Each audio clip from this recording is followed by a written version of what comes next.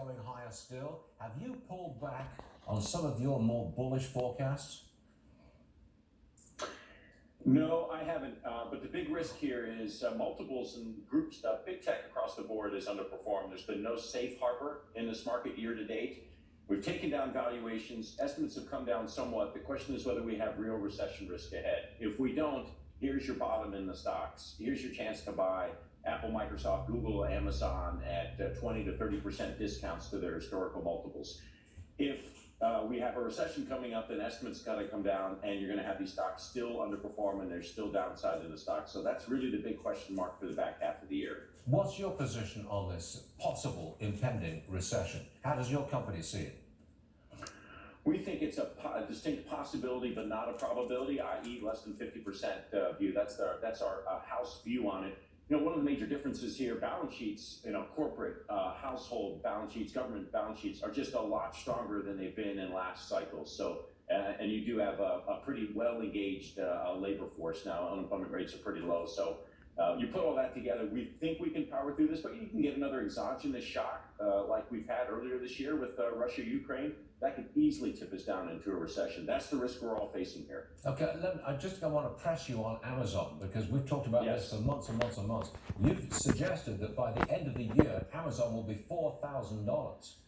At the moment, 12 months out. 12 months out. Yeah. At the moment, it's 2,200. You're looking for a massive gain. You only get that if there's no recession. Yes, and you need a few other things to work. Look, Amazon's the full Monty. Amazon's the full macro. Amazon has got 1.5 million employees. They've got sophisticated supply chain networks that go back into China. They've got massive fuel costs, labor costs, shipping costs. So if there's inflation out there anywhere in the world, Amazon sees it. And what you had in the last 6 weeks of the March quarter and then into April was 100% year-over-year spike in some of the costs. The investor question has to be, what's the second derivative? When do things get less worse? When do inflation factors get less worse? If they do, Amazon can outperform. Things are probably going to get less worse. You don't normally get 100% sustained spikes in costs, but that's your risk that you're facing with Amazon. It's the full macro. It's probably the most macro exposed of any of the large cap stocks. Okay, maximum exposure. One last one. Google. Where do you see it going?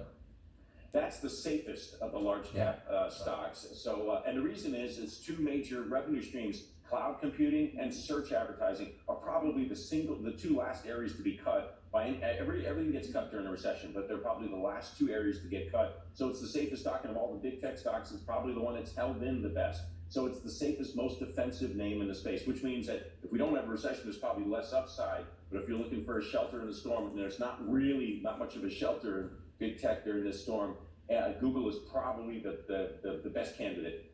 Fascinating. Mark Mahaney.